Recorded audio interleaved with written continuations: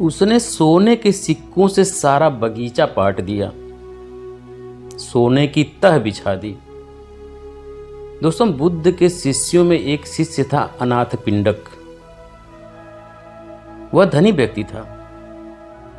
उसका यह नाम इसलिए पड़ गया था कि वह रोज सुबह सुबह अपने घर के बाहर अच्छा से अच्छा भोजन बनाकर बैठ जाता था। उसके पास जो भी आता था उसे वह खिलाता था। वह अनाथों के पिंड को भरता था, अर्थात सबका पेट भरता था।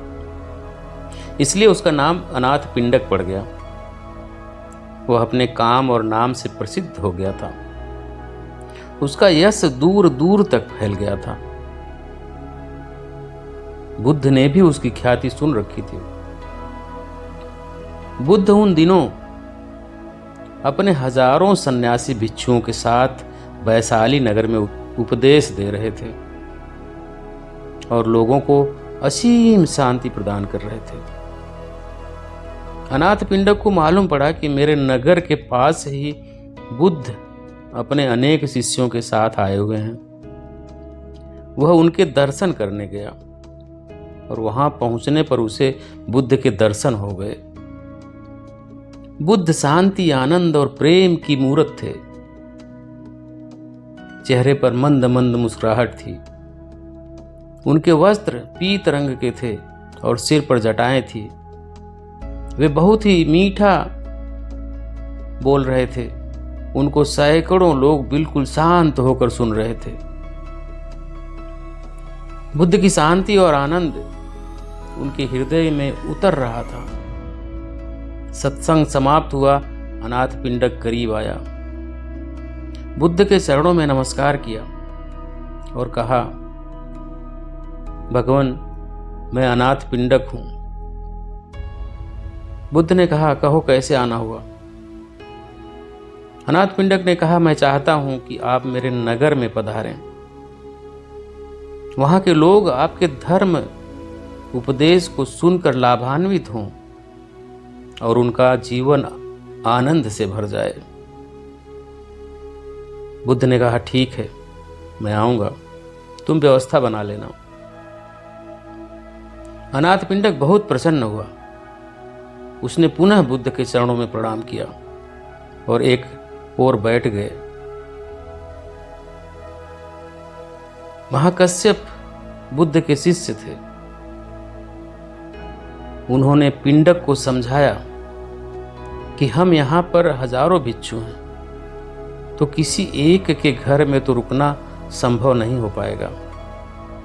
इसलिए अच्छा यह रहेगा कि तुम किसी खुले बाग बगीचे में व्यवस्था कर लेना। हम जैसे लोग भगवान के लिए एक छोटी सी झोपड़ी बना लेंगे और हम भिक्षु उनके आसपास रुक जाएंगे। अनाथ पिंडक ने कहा, ठीक है, ऐसा ही होगा। वह अपने नगर लौट आया और अपने नगर में नजर दौड़ाई कि कहां कहां पर व्यवस्था हो सकती है। उसे एक बड़ा सुंदर बगीचा पसंद आया। वह उस बगीचे के मालिक के पास गया। उससे जाकर कहा, मैं आपका बगीचा खरीदना चाहता हूं। मैंने बुद्ध देव को बुलाया है। उनकी सेवा के लिए मैं उनको यह बगीचा भेंट देना चाहता हूं, ताकि वे यहां पर रहकर लोगों को धर्म का उपदेश देकर उनका जीवन धन्य कर दें। बगीचे का मालिक संत महात्माओं के प्रति श्रद्धा नहीं रखता था, इसलिए उसने साफ मना कर दिया, मैं तो बेचूंगा ही नहीं। बहुत मनाने पर कहा, चलो ठीक है, यह बगीचा तुमको देता हूं, पर इस बगीचे की कीमत एक साथ लूंगा। इस बगीचे की खरीदारी यूं होगी कि तुम जितनी जमीन पर सोने के सिक्के बिछा लोगे, मैं उतनी जमीन तुम्हें दे दूंगा। अनाथ पिंडक के तो प्रसन्नता के मारे आंसू निकल आए। उसने कहा, शुक्र है, तू राजी तो हुआ। मुझे बुद्ध देव को यहां पर लाना है और अगर इतनी बड़ी कीमत भी है तो मैं यह कीमत भी दूंगा। अनाथ पिंडक अपनी सारी दौलत सारा सोना बैलगाड़ियों में भर कर ले आया। उसने सोने के सिक्कों से सारा बगीचा पाट दिया, सोने की तह बिछा दी। वहां के लोग अनाथ पिंडक को पागल कहने लगे।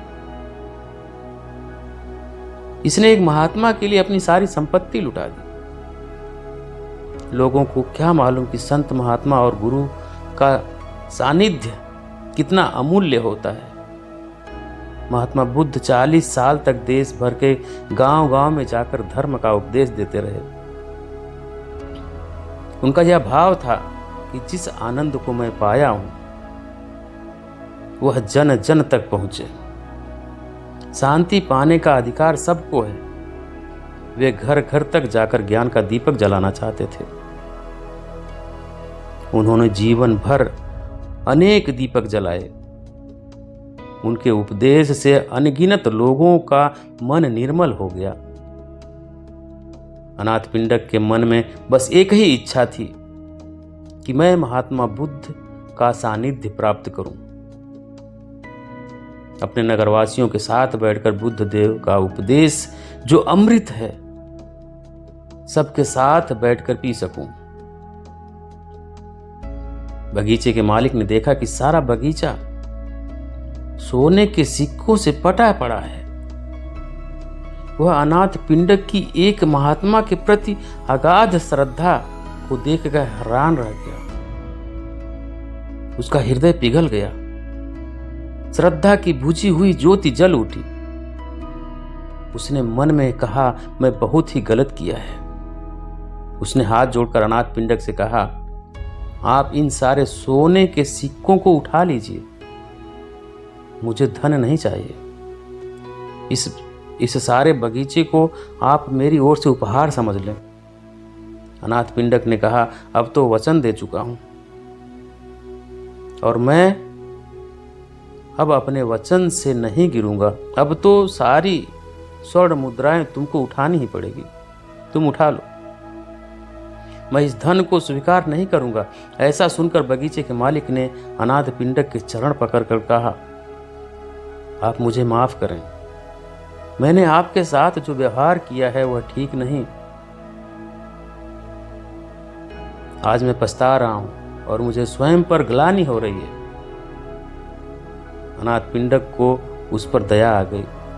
उसने उसको एक उपाय सुझाया कि महात्मा बुद्ध जब कुछ समय बाद धर्म उपदेश की वर्षा करेंगे, दूसरे गांव जाएं, तो तुम वहां पर जाकर उनकी और उनके सारे शिष्य के रहने की व्यवस्था करना। धर्म के लोभ से सत्संग का लोभ कहीं अधिक श्रेष्ठ होता है। तो ये थी वीडियो दोस्तों। उम्मीद करता हूँ वीडियो पसंद आएगी। तो वीडियो पसंद आए तो प्लीज़ वीडियो को लाइक करें, शेयर करें, कमेंट करें और ऐसी कहानी सुनने के लिए, ऐसी जानकारी पाने के लिए चैनल को सब्सक्राइब करके बेल आइकन प्रेस कर लें ताकि आने वाली सभी वीडियो का नोटिफिकेशन सबसे पहले आपको मिले। वीडियो देखने के लिए बहुत बहुत धन्यवाद।